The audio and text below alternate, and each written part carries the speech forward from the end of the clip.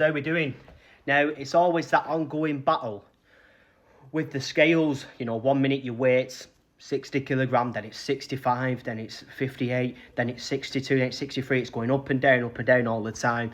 Now, when we're in a weight making sport, Muay Thai, MMA, boxing, Brazilian Jiu-Jitsu, whichever type of combat sport is, whenever you've got to make weight, there's always going to be a stress about keeping the weight low. Now, what you've got to also understand, right, is, you're going to have weight fluctuations during your camp, but you're going to increase your weight after you've made weight for your fight. So let's say, for example, I'm working with fighters, right? Let's say, for example, we did a weight on the week of the fight. Doesn't matter, 3 kilograms, 4 kilograms, 5 kilograms, whatever it may be. After that weigh-in, you're more than likely, well, you're not more likely, it's 100% definite. You're going to gain weight. Sometimes you can gain 6, 8, 10 kilograms after you've refueled and rehydrated. And what you've got to understand is it's much easier for your body to gain weight than it is to lose.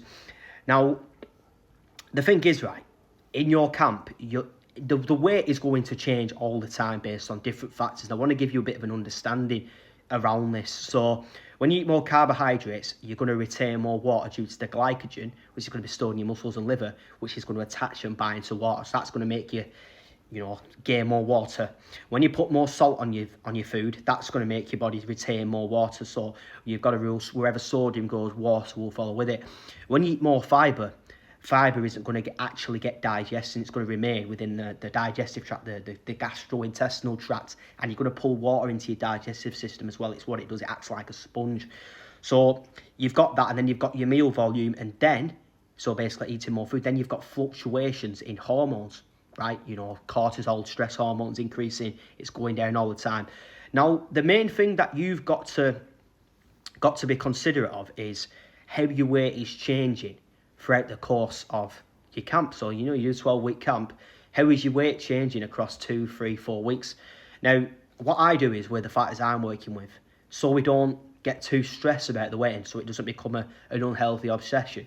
What we'll do is, at the beginning of camp, we'll track the weight twice a week. We'll do Monday on an empty stomach and Friday. And then as we get closer to a fight and we get a bit further on in the camp, we'll do an additional Wednesday on an empty stomach. Now, like I say, it's how it's changing across the course of your fight camp over a couple of weeks. It's inevitable that it's going to change day by day. And once you've got a true representation, you've got some good data to go off in terms of how your weight is changing over multiple weeks, you can then get a bit of an idea, right, do I need to make changes? Do I need to decrease this? Do I need to take my carbs down? Do I need to increase my activity level? Just like reduce my salt a little bit? You've got accurate data which you can then use. And then I'll give you another thing, right? So when you come close to your fight and when you've done the weight cut and after the weigh-in, don't worry about gaining too much weight, because if you don't gain any weight after you've done a refuel or rehydration after weigh-in, let's say on a day before weigh-in, you've not done it right, because you're supposed to refuel and you're supposed to be bigger than your weigh-in weight. You're supposed to be fueled, energized and hydrated properly. Otherwise, you're just not going to feel your best. It's as simple as that. But it's just temporary water retention. You just have to get everything dialed in. After a couple of days off, you can have a bit of a relax, have some food that you want to eat. Of course, you're only human, you're going to want to. I certainly would anyway. But then after that, just get it back in. Just get back onto your weight checks, get back onto your diet, balance your meals out, get your train up, and the weight will soon fly down.